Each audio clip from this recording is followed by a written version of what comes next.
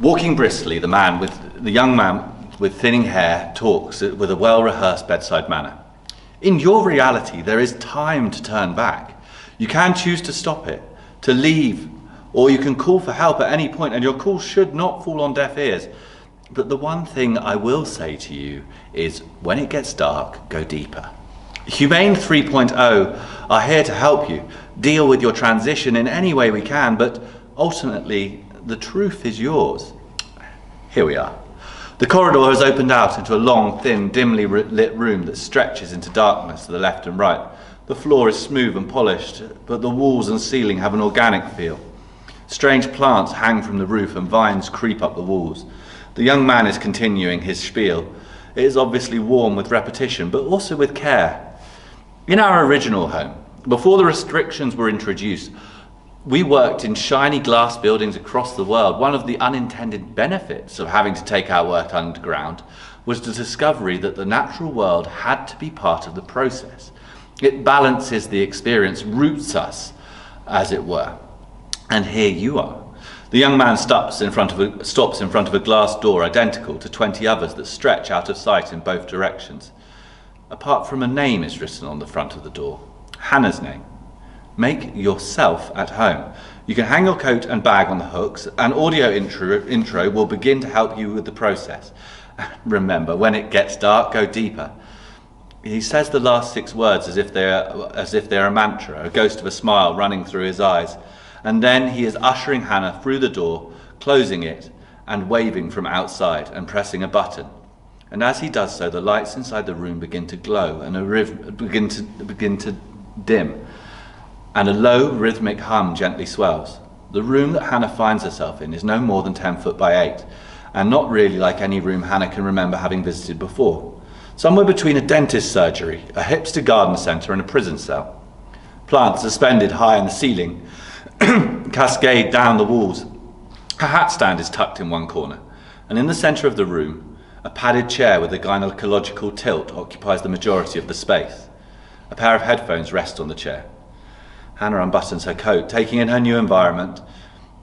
How had she allowed her sister to convince her to come here? This was illegal. Even being in touch with these people could have landed her with a serious fine and a dark mark on her permanent record. But Claire seemed so sure, so certain, so engaged, and Hannah had eventually agreed to give it a shot. So here she was, MAH02382, dying to be free. Hannah settled onto the chair, leaning back to a prone position. She shifted and then put on the headphones. The same hum that underscored the room was playing on the headphones too. Welcome, Hannah, a female voice with a deep ringing timbre greeted her. Just by being here, you have taken the first important step. How far in the journey goes from here is up to you. What you see and experience may appear to be beyond your control, but in truth, it is not separate from you at all. Now close your eyes, and remember, if it gets dark, just go deeper. The lights dim and the humming around Hannah becomes more than a sound. It is a vibration that ripples across her skin. The room pulses with it. Hannah opens one of her eyes and looks around herself. The room is now lit in a soft blue light. The plants are swaying gently, dancing to the almost inaudible pulses. What the fuck is this, Claire? Hannah closes her eyes again and settles back in the chair. Well, in for a penny, she silently tells herself. Welcome. The woman's voice is strangely familiar. Maybe she was one of those endless personalised adverts the marketing execs seem to think would convince you to buy anything from bog roll to smart cars these days. The thoughts drift unbidden through Hannah's head. You are standing in a room. This is a space that is familiar to you, but perhaps you've only visited in dreams. Notice the size and the shape of the room. Feel its coolness or warmth. It is a real space, a place you've always known. Relax. Breathe deeply in and out. Allow yourself to sink.